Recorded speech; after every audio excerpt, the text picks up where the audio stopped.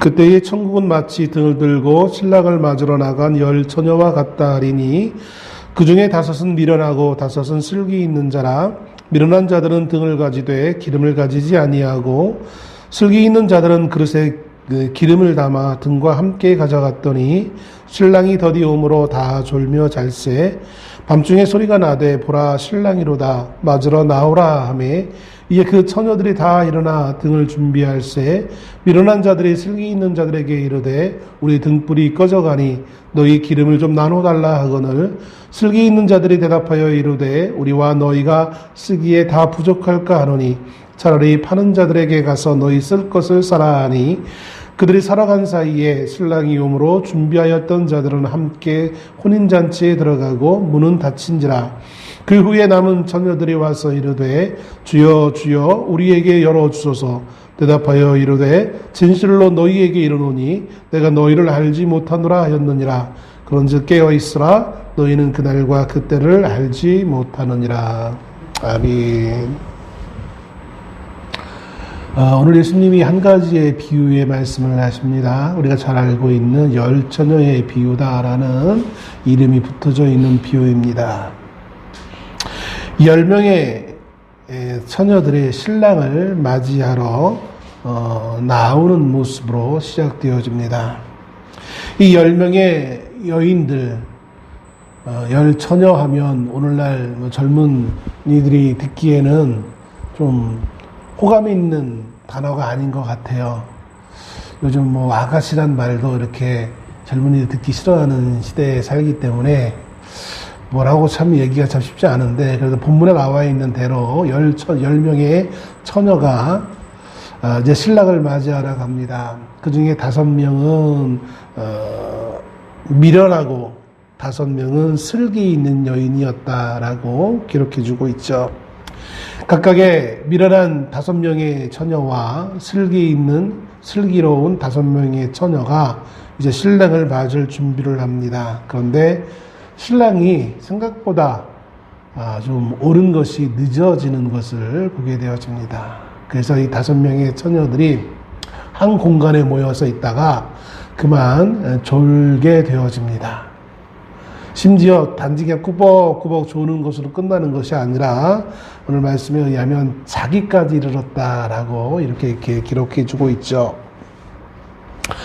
10명의 처녀들이 미련했건 슬기로웠건 공이 다 졸며 자고 있는 가운데 한밤중에 이제 신랑이 왔다라는 소리가 이렇게 들려옵니다.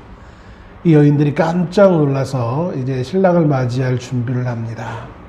근데 이 여인들이 신랑을 맞이할 때에 준비한 것이 있는데 그것은 등이에요. 등. 이 등이 어떤 형태였는지 정확하게 알 수는 없습니다. 우리가 생각하고 있는 호롱불인지 아니면 긴 막대기에 천을 둘둘 감아가지고 거기에다 기름을 묻혀놓은 것인지 정확하게 알 수는 없습니다. 물론 이제 지역학을 하셨던 성경의 그 환경에 해박하신 분들은 나름 이렇게 이것이다라고 얘기하지만 우리가 직접 본 것은 아니기 때문에 유추해 볼 수는 있지만 아무튼 등을 준비했습니다. 그런데 이 10명의 여인들이 다 등을 준비하긴 했는데 문제는 그 중에 5명 슬기로운 처녀들은 이 등만 준비한 것이 아니라 기름도 함께 준비했습니다. 그리고 미련한 여인들은 등은 준비했지만 여분의 기름을 준비하지는 않았습니다. 같이 졸고 자고 있었던 이 여인들의 신랑이 왔다라는 말을 듣고 자신들의 등을 준비해서 신랑을 맞이하러 나가려고 합니다. 그런데 가만히 생각해 보니까 이 미련한 5 처녀들이 생각해 보니까 자신들이 등은 준비했지만 여유롭게 기름을 준비하지 못했다라는 것을 깨닫게 되어집니다. 기름이 있어야 되는데 기름이 부족한 거예요. 당장은 쓸 수 있을지 모르겠지만 신랑을 맞이하기 위해서는 좀 여유롭게 좀 시간을 좀 오래 등을 켜고 있어야 되는데 기름이 부족하다는 것을 깨닫게 되어집니다. 아마 등을 미리 피어났었는데 피어난 이제 그 등이 시간이 오래 기다리는 바람에 기름이 이제 소모되어졌기 때문에 기름이 좀 부족한 것이 아닐까라고 유추해 볼 수도 있겠죠. 이 미련한 처녀들이, 슬기로운 처녀들은 그래도 나름 여유분의 기름을 준비했기에 그걸 보고 우리가 쓰기에 좀 부족하니까 좀 나눠달라. 너들 여유로운 것 같으니까 우리에게 좀 나눠줘라고 청을 합니다. 그러자 기름을 여유 있게 준비했던 이 슬기로운 처녀들이 기름을 나눠달라고 하는 이 미련한 5명의 처녀들에게 우리가 준비는 했지만 아주 많이 여유롭게 준비한 건 아니고 한 사람이 쓰기 합당한 분량 정도만 있지 우리가 나눠줘서 서로 하기에는 좀 다 부족할 것 같다. 그러니 너희는 우리한테서 빌릴 생각하지 말고 빨리 기름 파는 자에게 가서 사갖고 와라 라고 이렇게 말을 합니다. 미련한 이 5 처녀들은 그 말을 듣고 그것이 합당하다 생각했던 것 같아요. 그래서 기름을 사러 그 밤에 부랴부랴 나갑니다. 안타까운 것은 이 미련한 5명의 여인들이 기름을 사러 간 그 상황에 신랑이 이미 도착했다는 것입니다. 5명의 기름을 좀 준비했던 이 여인들은 이제 도착한 신랑을 맞이하여서 이제 집에 들어가서 이제 결혼 잔치를 시작하게 되어지는 것이죠. 그리고 이제 신랑이 들어왔기에 이 잔치집의 문이 닫히게 되어집니다. 문은 닫혀지고 결혼 예식은 시작되어질 때 기름을 사러 갔던 5명의 이 미련한 여인들이 이 잔치집에 다시 도착합니다. 미련한 처녀들이 닫혀져 있는 문을 두들기면서 우리가 왔으니 빨리 문을 열어달라라고 청하지만 아무도 그 문을 열어주지 않습니다. 이미 잔치는 시작되어졌기에 잔치를 주관하는 사람이 나는 너희를 도무지 모르니 여기 들어오게 할 수 없다라고 이렇게 말을 합니다. 이게 비유의 끝입니다. 그러면서 13절 말씀에 이렇게 기록합니다. 그런즉 깨어있으라 너희는 그날과 그때를 알지 못하느니라. 결혼식에 있었던 하나의 사건을 비유로서 예수님이 사람들에게 전해줍니다. 이 비유가 우리에게 교훈하는 바는 무엇일까요? 예수님은 이 비유를 통해서 우리에게 무엇을 말씀하시고자 하는 걸까요? 비유를 우리가 이해함에 있어서 2가지의 방향에서 이해해 볼 수 있습니다. 하나는 비유 자체를 아주 정밀하게 세세하게 분석해서 의미를 찾는 방법이 있습니다. 또 다른 방법은 세세하기보다는 대략적인 의미를, 주된 의미만을 가지고 해석하는 방법이 있습니다. 세세하게 그 상황을 잘 파헤쳐서 이해하는 것은 그 비유가 주된 교훈의 자리에 있을 때 그렇게 하는 겁니다. 비유를 하시고 예수님이 비유하실 때 비유를 먼저 하시고 그 비유를 통해서 뭔가를 교훈하실 때 그런 식으로 비유를 이해해야 되는 것입니다. 그러나 세세하게 디테일하게 모든 것을 항목을 다 이렇게 살펴보는 것이 아니라 개략적으로 큰 의미만을 해석하는 것은 어떤 경우가 있느냐면 그 비유 자체가 목적이 아니라 앞에서 무언가를 설명하시고 교훈하시고 그 교훈의 예로서 비유를 할 때 그때는 그 비유의 모든 것을 디테일하게 다 살펴보는 것이 아니라 그 비유에서 정말 필요한 그것이 무엇인지를 찾아내서 그것만 이해하는 것입니다. 오늘 본문에 나와 있는 25장의 비유는 이 둘 중에 어떻게 해석을 해야 될까요? 여러분이 개별적으로 혼자 말씀을 읽을 때 아마 이 열천의 비유를 많이 좀 읽어보셨을 거예요. 또 설교로도 많이 들으셨을 줄로 압니다. 예수님이 이 비유를 하셨을 때에는 이 비유 자체가 목적으로 하시고 그걸 가지고 풀어서 설명하기 위해 이 비유를 하신 것이 아니에요. 착각하기 쉬운 것은 25장 제일 처음에 비유하니까 이 비유 자체가 말 그대로 목적이고 이 비유를 통해서 뭔가 더 풀어나가기 위한 어떤 것이 있기 때문에 비유를 한 것이다 라고 생각하기 쉬운데 그렇지 않아요. 정작 이 비유는 앞에 마태복음 24장에 있는 교훈을 다 하시고 추가적으로 그 교훈을 하나의 예로서 더 설명하기 위해서 이 비유의 말씀을 하고 있는 것을 봅니다. 물론 마태복음 25장 전체가 다 24장에 있는 내용에 있어서 추가적으로 보충 설명하기 위한 하신 말씀이에요. 그래서 25장에 있는 이 세 가지 사건들이 쭉 비유가 나오는데 비유 자체가 목적이 아닌 거예요.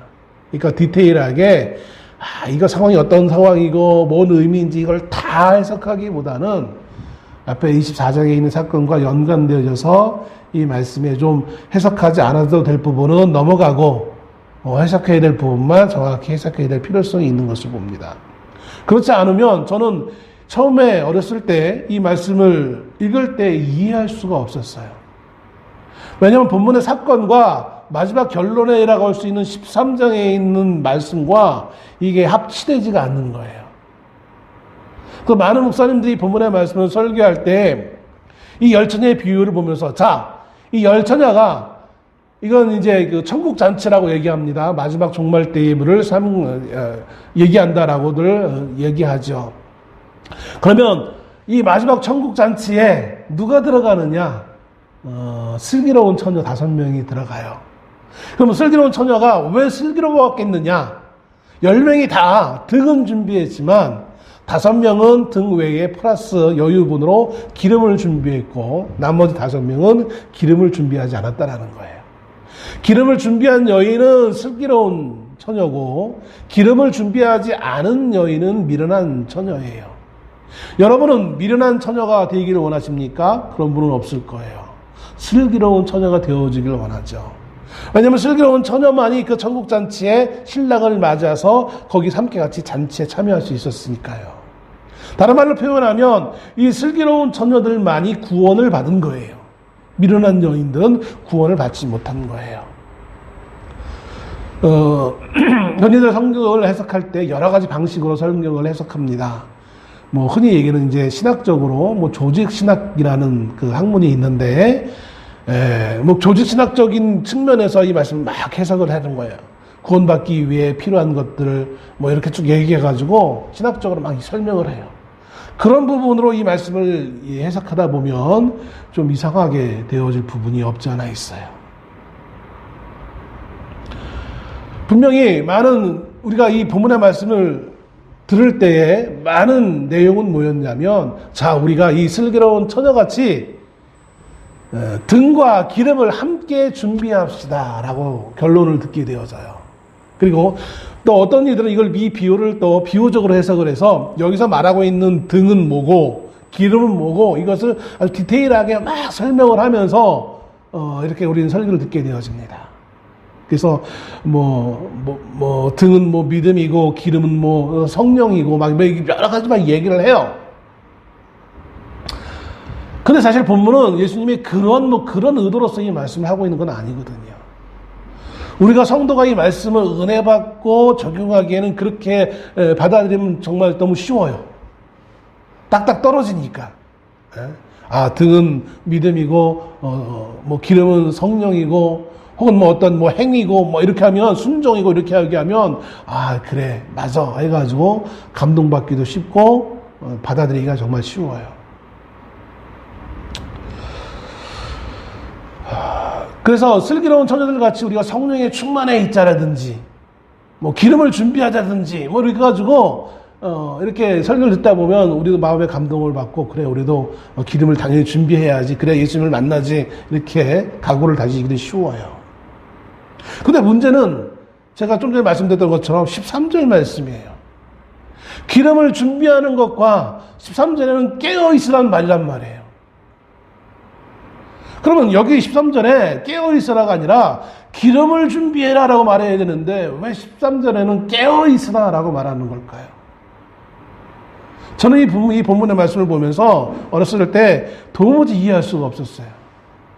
아니, 결론이 쭉 잘 나가다가 그런즉 너희는 기름을 준비하라라고 하면 이게 딱 떨어지는 말씀인데 왜 기름을, 정작 목사님들은 다 여기서 기름을 준비해야 된다라고 이렇게 설교하시고 뭐 은혜도 받고 이렇게 해서 맞는데 왜 성경 마지막 절은 깨어있으라는 말로 끝나는 건가? 이 비유의 말씀의 마지막은 왜 깨어있으라는 말로 끝나야만 했는가? 그럼 목사님들이 설교하는 게 이게 맞아 떨어지지 않는 거 아니냐라는 생각을 하게 되어지는 데까 이러는 것을 보게 되어진다는 것이죠. 여러분 어떻게 이해하셨습니까? 그동안 12절까지만 본다면 그래 맞아, 기름을 준비해야 돼. 등도 있어야 되겠지만 등만 있으면 그게 오래 못 피우니까 우리가 기름도 준비해야지. 당연하지. 기름을 준비합시다.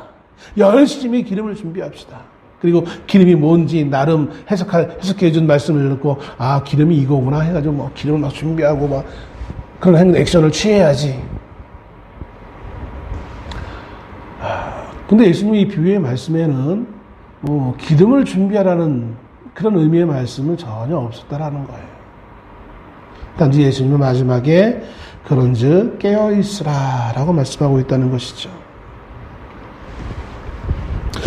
사실 앞에서도 말씀드렸듯이 이 열처녀의 비유는 이 비유 자체의 목적이 있는 것이 아니라 이 열처녀의 비유를 가지고 뭔가를 교훈하고 있는 것이 아니라 마태복음 24장에 있는 사건들, 이미 가르쳤던 그 교훈의 내용들의 말씀에 이어서 좀 더 효과적으로 설명하기 위해 이렇게 비유로서 말씀해 주고 있는 것입니다. 말씀에 이렇게 시작합니다. 그때에 라고 표현합니다. 이 그때라는 것은 어떤 때를 말하는 걸까요? 이 그때는 쉽게 얘기해서 마지막 때, 종말을 의미합니다. 즉 예수 그리스도께서 재림하시는 날이에요. 그래서 이 상황이 신랑이 오잖아요. 그 신랑은 누구입니까? 예수 그리스도예요. 그리고 이 열 처녀는 누구를 상징하냐면 여기는 신부는 없어요. 열 처녀만 있을 뿐이에요. 이 열 처녀가 바로 우리 성도 개개인들을 상징하는 겁니다. 의도적으로 신부에 대해서는 언급하지 않아요. 물론 신부는 보통적으로 이제 조직신학적으로 본다면 교회를 의미하긴 하죠. 그리고 이 열 처녀는 그 교회에 속해 있는 각각의 성도들을 의미한다라고 굳이 해석하려면 해석할 수 있어요. 근데 오늘 우리는 이 말씀을 보면서 굳이 디테일하게 이걸 다 설명하고 이해할 필요는 없어요. 큰 테두리만 보시면 이해하시면 돼요. 그때의 천국은 종말 때의 천국의 상황이 어떤 상황인지 혹은 종말의 성도들의 상황이 어떤 상황에 처하게 되어지는지 그것을 얘기하는 거예요. 왜냐하면 이 1절에 있는 말씀이 문장적으로는 우리가 이해할 수는 있지만 이게 무슨 의미인지 사실은 정확하게 국문법적으로 따져보면 이해할 수 없는 국문법적으로 보면 이 문장이 말이 안 되는 문법으로 틀린 문장이에요. 천국은 마치 등을 들고 신랑을 맞으러 나간 열 처녀와 같다 하리니 천국이 열 처녀와 같대요. 천국이 어떻게 열 처녀가 될 수 있어요? 아무리 비유라고 하지만 우리는 그냥 비유라고 하니까 이게 똑같은 걸로 넘어갔지만 사실은 여기에 생략되어 있는 부분이 있는 거예요. 천국의 상황은 이 열 처녀와 같은 상황이 되어진다는 거예요. 천국에 들어와 있는 성도의 상황이 이 열 처녀의 이 상황과 똑같은 상황이 되어질 거라는 의미로서 이 말씀을 지금 시작하고 있는 거예요. 마지막 때에 즉 예수님이 이 땅에 재림하실 때의 상황, 그 상황이 지금 이런 상황이 될 것이다라는 거예요. 10명의 처녀는 곧 방금 말씀드렸듯이 각각 우리 성도들의 모습 혹은 예수를 믿는다고 생각하고 있는 사람들의 모습인 거예요. 뭐 믿지 않는 사람도 거기에 혹가다 포함되기도 하겠죠. 그 중에 5은 밀어나고 그 중에 5은 슬기 있는 자입니다. 이 그때의 천국이라는 이 말의 표현은 우리가 앞에서 24장에 나와 있는 것과 봤을 때에 이 40절에 24장 40절에도 보면 똑같은 표현이 있습니다. 그때에 두 사람이 밭에 나가 있음에 그때에도 마찬가지예요. 이것도 마지막 때의 종말을 의미합니다. 그러니까 그 종말을 설명하면서 앞에 24장 했던 말을 다시 한번 25장에서 이제 비유로서 다시 한번 언급해주고 있는 것이죠.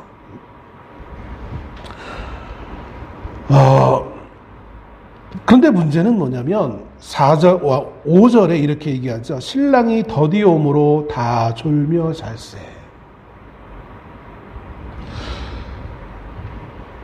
신랑이 약속된 시간에 와야 되는데 안 온다는 거예요. 정작 언제 왔습니까? 6절에 보면 밤중에라는 거예요.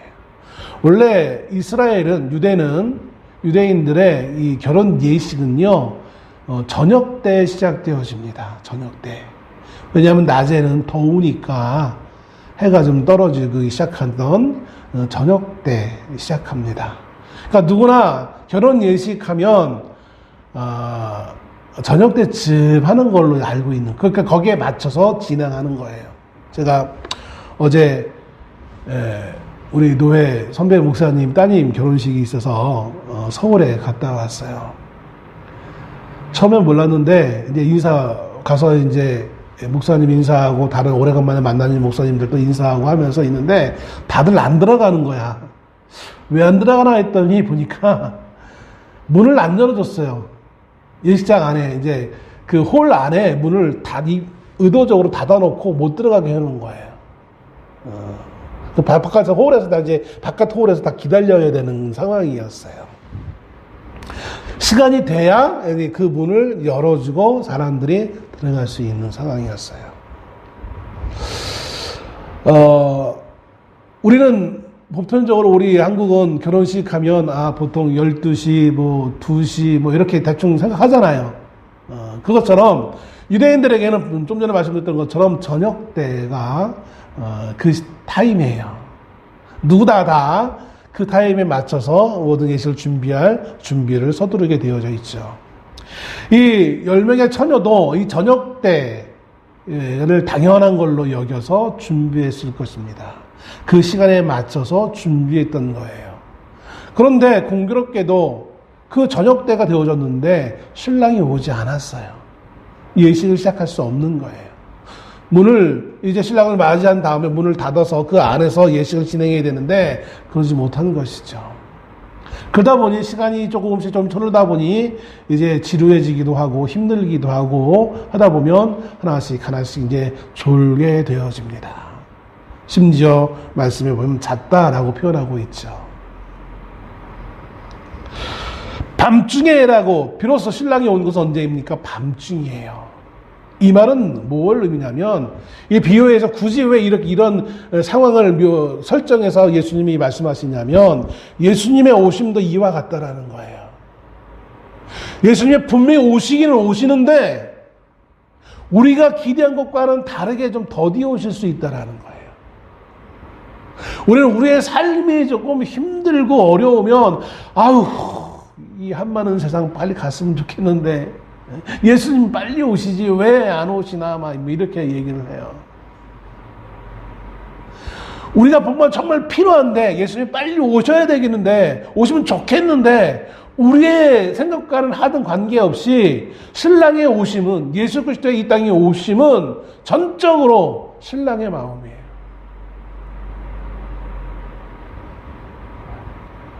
우리가 필요해서 우리가 원해서 오시는 것이 아니라 신랑이 오면 오는 거예요. 이 말씀을 드리는 이유는 혹여 예수님의 재림이 늦어진다 할지라도 그것을 불신하지 말라는 의미인 거예요. 이 말씀은 이제 마지막 13절에 깨어있으란 말과 연관되어집니다. 얼마나 많은 성도들이 예수님이 십자가에 죽으시고 또 부활하신 이후 이제 고난주간 오고 이제 부활절을 맞이할 텐데 그 이후로 얼마나 많은 하나님의 성도들이 예수님의 다시 오심을 기다렸는지 몰라요. 근데 사람들은 기다리면 오늘 올려나 내일 올려나 이러다가 안 오면 어떻게 됩니까? 계속해서 기다립니까? 사람들은 그렇게 진득하지 못해요. 우리가 대통령이 지금 탄핵 소추를 받아가지고 탄핵 심판에 놓여 있는데 결과가 안 나오잖아요. 결과가 안 나와요, 지금. 우리가 전직 대통령을 이미 두 번, 한 적이 있는데, 한 명은 인용되고 한 명은 기각된 경험을 가지고 있는 이 나라인데, 참 대단한 나라예요. 세 번째 경험입니다. 물론, 예전 임시정부까지 포함되면 이제 네 번째입니다. 네 번째인데, 흔히 보수 사람들이 좋아하는 이승만 임시, 그때 뭐였죠? 명확하게 대통령은 아니고 뭐라고 표현했는데, 그러니까 그분도 탄핵을 경험했던 적이 있어요. 임시정부 시절에.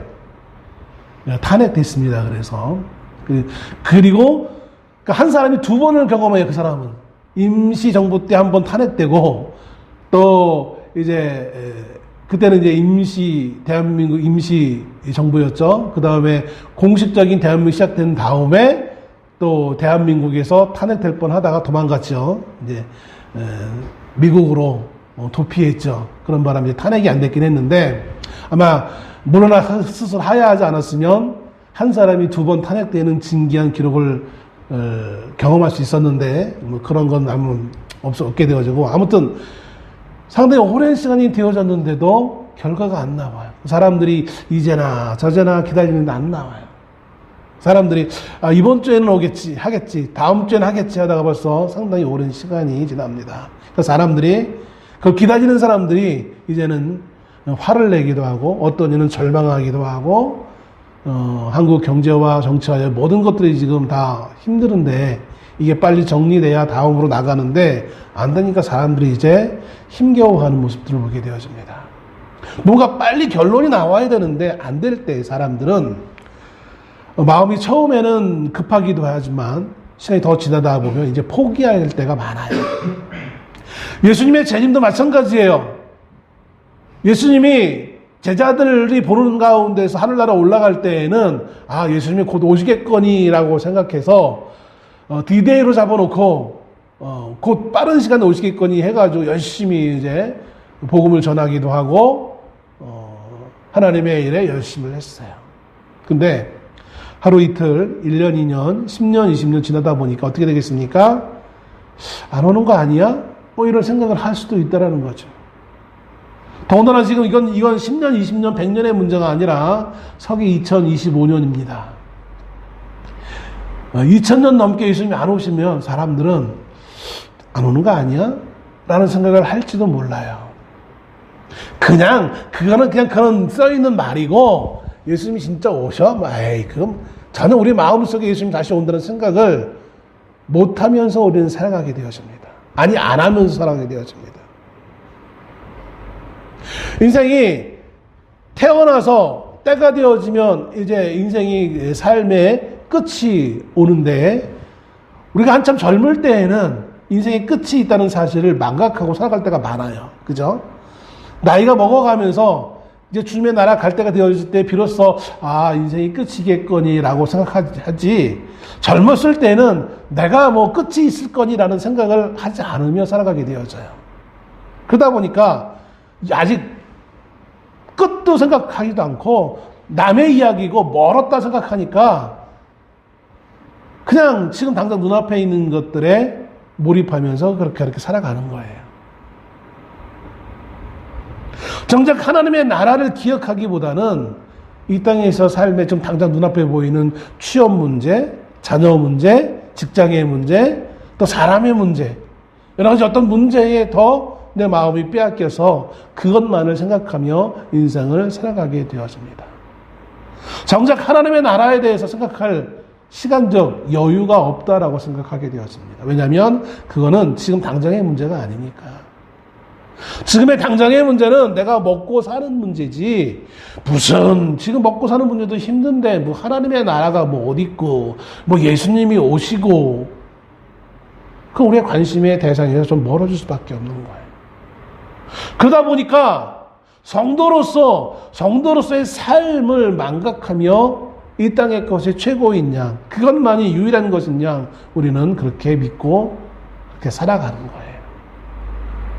그러다 보면 우리는 하나님을 기억하지 않게 되어지고, 하나님을 기억하지 않는다는 것은 하나님의 말씀도 기억하지 않고, 그리고 하나님의 말씀을 기억하지 못하니까 그 말씀대로 살지 않는다는 거죠. 그는 그냥 성경책에 쓰여 있는 그냥 내용일 뿐이지, 우리의 삶에서 적용하며 그렇게 살아가기에는 우리가 그렇게 여유롭지 않다라고 우리들은 생각하게 되어지는 것입니다. 바로 이 부분이에요. 바로 이 부분. 오늘 이 열처녀의 비유의 핵심 교훈의 내용이 바로 그 부분인 거예요. 뭐 기름을 준비해라, 이게 내용이 아니라 깨어있으라는 말에 방점을 찍는 거예요. 주님의 오심은 우리가 생각하는 것보다 마치 저녁 때가 아니라 밤중에 온 신랑처럼 우리가 생각하는 것보다 늦어질 수 있는 거예요. 늦어지기는 하지만 전혀 안 오시는 것이 아니라 오시긴 오신다는 거예요. 그 오실 때에 우리의 모습이 어떠한지를 한번 생각해 보라는 얘기인 거예요. 24장에서도 이와 유사한 내용의 말씀을 합니다. 들에 나가서 24장 40절을 보면, 그때 두 사람이 밭에 있음에 한 사람은 데려가고 한 사람은 버러움을 당할 것이요. 밭에서 자기의 일을 하고 있어요. 그냥 세상에서 살아가기 위한 일들을 하게 되어지는 거예요. 근데 그런 가운데 갑자기 예수님이 재림하셔서 한 사람은 데려가고 한 사람은 버려둠을 당한다는 거예요. 어느 조건이 없어요. 그건 하나님의 마음인 거예요. 자신의 각자의 일을 하는데 주님이 우리가 생각하지도 못한 시간에 오신다는 거예요. 그래서 한 사람은 데려가고 한 사람은 버려둠을 당한다는 거예요. 그러므로 우리가 할 것은 다른 거 없다라는 걸 깨어 있으라는 얘기인 거예요.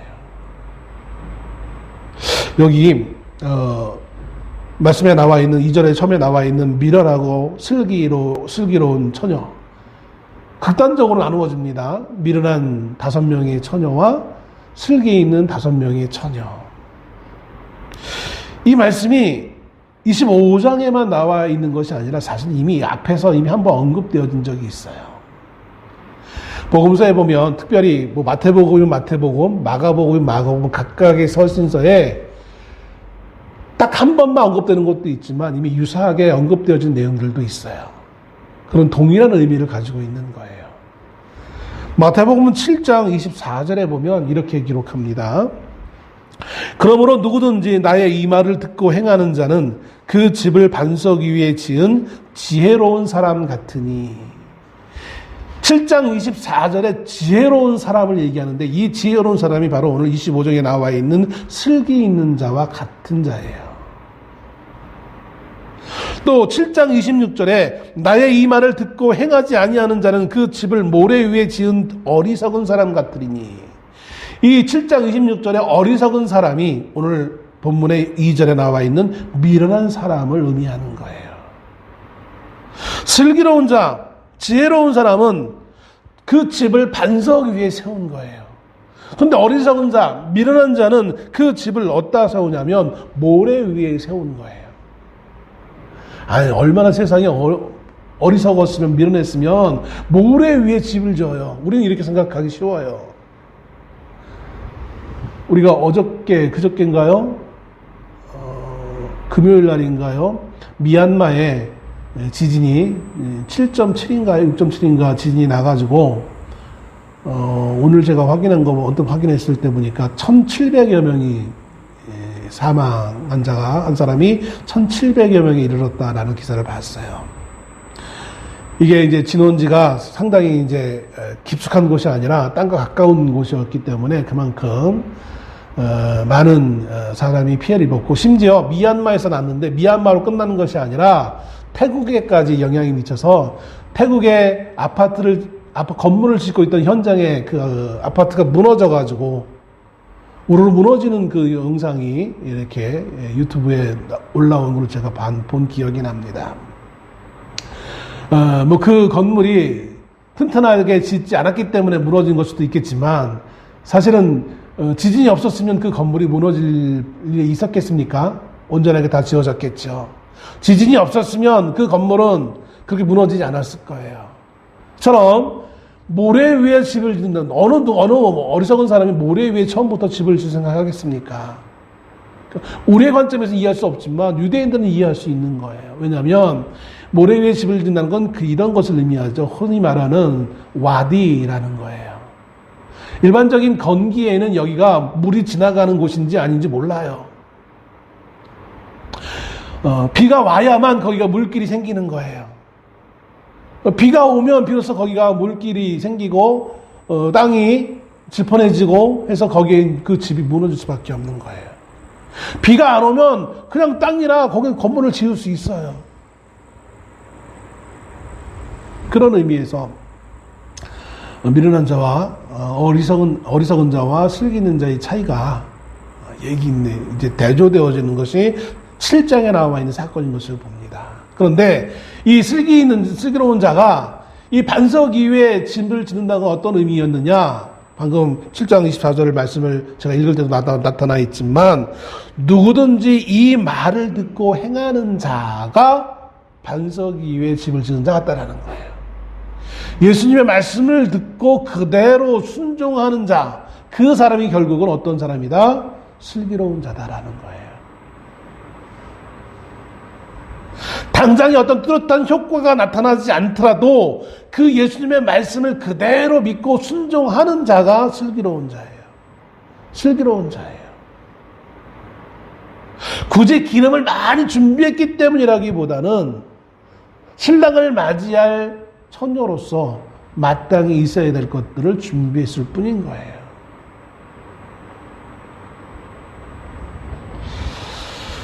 오늘 본문의 이 비유가 그러므로 이 지혜로운 처녀같이 기름을 준비하자라는 결론이 아니라 깨어있으라라고 하는 이유는 계속해서 말씀을 드리지만 앞에 있는 24장, 더 나아가서는 7장에 나 있는 말씀과 연결되어짐을 통하여 이 깨어있다는 것은 무엇이냐? 결국은 주님을 기다리는 사람을 의미합니다. 사실 본문에 나와 있는 여인들은 다 졸았어요. 졸았어. 그래서 제가 본문의 처음에 이 비유의 내용과 이 결론의 부분이 이게 맞지 않지 않느냐라고 제가 많이 고민했던 거예요. 슬기로운 자도 미련한 자도 다 졸았어요. 잤어요. 그럼 변하지 않는 상황이잖아요. 그럼 깨어있으라라고 마지막 절에 13절에 기록되어 있으면 이게 안 맞는 거잖아요. 슬기로운 자도 졸았는데 결국 이 비유의 말씀에 이 13절에 있는 말씀은 이 비유의 결론이 아니라 24장부터 계속되어지는 그 모든 교훈의 결론인 거예요. 예수님이 오신다라고 말씀을 했는데 그 오심이 더디는 상황에 처한다 할지라도 포기하지 말고 가볍게 여기지 말고 그것을 계속해서 우리가 기다리고 있어야 된다는 얘기인 거예요. 기다리는 사람이 되어야 된다는 얘기인 거예요. 미련한 자의 미련함은 뭐냐면 기름을 준비했기 때문에 미련하는 것이 아니라 뭐 논리적으로 본다면 그것이 맞을 것 같이 보여요. 그런데 그게 아니라 사실은 신랑이 오면 그 자리에서 신랑을 기다리던 신랑을 만나야 되는 거예요. 이 여인들의 존재 이유는 뭐냐면 신랑을 맞는 거예요. 근데 여인들이 왜 신랑을 맞이하지 못했습니까? 기름이 없다는 이유 때문에. 신랑이 와서 이미 집에 들어가서 문을 닫고 잔치는 시작되어졌어요. 나중에 기름을 준비했는데 문을 아무리 두드린들 이미 잔치는 시작됐어요. 그래서 내가 너희들 모른다는 거예요. 이 믿음의 공동체 안에, 이 천국 안에 나중에 내가 준비해서 들어온들 아무 의미가 없는 거예요.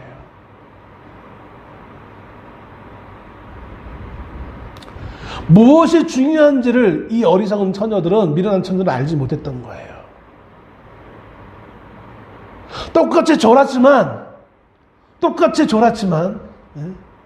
이 여인들은 육체적으로는 이 깨어있으라는 말은 육체적인 어떤 졸고 잠의 문제가 아니라 사모하고 기다리고 있어야 된다는 사실을 우리에게 말하고 있는 거예요. 본질은 주님을 맞을 준비를 하고 있어야 된다. 그 주님을 기다리고 있어야 된다는 것이지. 그러면 준비할 때 뭘 가지고 준비해야 되지? 그건 차후의 문제인 거예요. 사실은. 우리는 살아가면서 이런 이 함정에 빠질 때가 참 많아요. 우리의 윤리로 보면 당연히 내가 맡은 위치가 있는데 당연히 그럼 기름을 준비해야 되지. 논리적으로는 맞아요. 준비가 안 됐으니까 그럼 지금이라도 빨리 가서 준비해야지. 그러니까 목사님들이 미리미리 준비하라고 얘기하죠. 미리미리. 그게 은혜롭고 교훈은 돼요. 그런데 본문의 비유의 내용과는 그렇게 100% 일치하지 않는 거예요. 더군다나 13절 나와 있는 결론의 부분의 말씀과는 합치하지 않는 부분이 참 많은 것을 보게 되었습니다. 여기 깨어있는다는 것은 단지 육신의 잠을 자지 말라는 의미가 아니라 주님을 기다리고 있으라는 얘기인 거예요. 그리고 기다리는 사람은 당연히 준비하는 사람이 될 수밖에 없는 거예요. 예? 남녀가 만나는데, 이성을 만나는데, 대충 나가야지. 이런 사람이 어디 있어요, 사실은. 만나기 전까지 뭔가 준비해가지고 막 만나잖아요, 그죠? 그 사랑하는 사람, 연인을 만나기 위해서 우리는 미리 옷도 좀 준비하고, 몸도 좀 씻기도 하고, 여러 가지 준비해서 만나는 거잖아요. 예수님을 기다린다는 것은 당연히 그 만나는 순간을 생각하면서 그 만나는데 적합한 모습으로 내가 준비되어지는 것을 의미합니다. 굳이 내가 의도적으로 이렇게 이 옷을 준비해야지 저것을 해야지 이런 것이 아니라 앞뒤 선후가 잘못되어지면 안 되는 거예요. 목적은 많은 것을 준비하는 것이 아니라 그 사람을 만나는 거란 말이에요. 그러다 보니 때로는 준비가 안 되어져도 그 사람 자체가 목적이면 내가 좀 준비가 부족한데 그래도 그분을 만나는 게 목적이니까 부족한 대로 만날 수 있는 거예요. 기다리지 못하니까 어떤 게 메인인지 모르고 주된 목적인지 모르니까 만나야 될 그 결정적인 순간에 다른 것 때문에 꺼려져서 주님의 만남을 놓치는 경우가 많아질 수밖에 없음을 얘기합니다. 언젠가도 말씀드렸지만 전도하다 보면 많은 분들이 지금은 또 종교에 대해서 많이 관심을 가지고 있는 분들이 없기 때문에 너무 당연하게 여길지도 모르겠지만 그런 말도 안 하지만 전도하다 만나는 사람들이 그래요. 바빠서. 지금은 바빠서. 혹은 예전에 다니다가 그만둔 이유는 바빠서 그만뒀더라는 거예요. 할 일이 많아서. 그래요. 기다리지 못하기 때문에 그런 거예요. 깨어있지 못하기 때문에 그런 거예요. 예수님이 온다는 사실을 믿지 못하는 거예요. 성경의 내용은 정확합니다. 복잡한 내용들 많이, 성경 읽으면 무슨 저는 모르겠어요. 뭘로 상관없어요. 아주 담백하게 이것만 기억하시면 돼요. 주님이 우리를 구원하시기 위해 십자가에 죽으시고, 그리고 그분은 언젠가 다시 우리를 위해 오신다는, 다시 오실 그 분을 믿고 기다리면 그분이 우리에게 오셔서 우리를 천국으로 인도하신다는 그 공식만 기억하고 있으면 된다는 거예요. 그 외 나머지가 다 곁다리들이에요. 근데 그 가장 중요한 그 핵심 내용들을 우리가 믿지 못하니까 깨어있지 못하는 거예요. 다른 것들에 더 바빠질 수밖에 없는 거예요. 주님을 기다리지 못하는 거예요. 많은 일을 하지만, 하나님을 위해서 많은 일을 한다고 하지만 정작 주님을 그 마음속에서 기다리지 못하며 살아가는 거예요.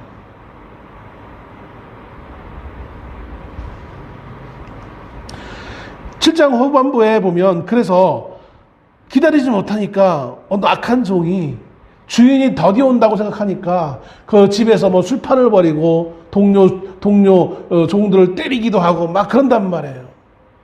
왜 그런 일이 일어납니까? 믿지 못하니까, 기다리지 못하니까 그런 거예요. 그러니까 너희는 그러지 말고 기다리라는 얘기인 거예요. 반드시 올 테니 기다려라. 기다리다 이제 이어지는 말씀에 이제 달란트의 비유가 나오는데 여기에는 이제 사역적인 측면이에요. 오늘 열처녀의 비유에는 사역적인 측면, 뭘 준비하고 뭘 어떻게 하고 그런 내용이 아니에요. 준비에 관련되어진 것은 달란트의 비유가 나오는 것이고 사실 이 첫 번째 비유인 열처녀의 비유에는 다른 무엇보다 주님이 오심을 기다리라는 얘기인 거예요.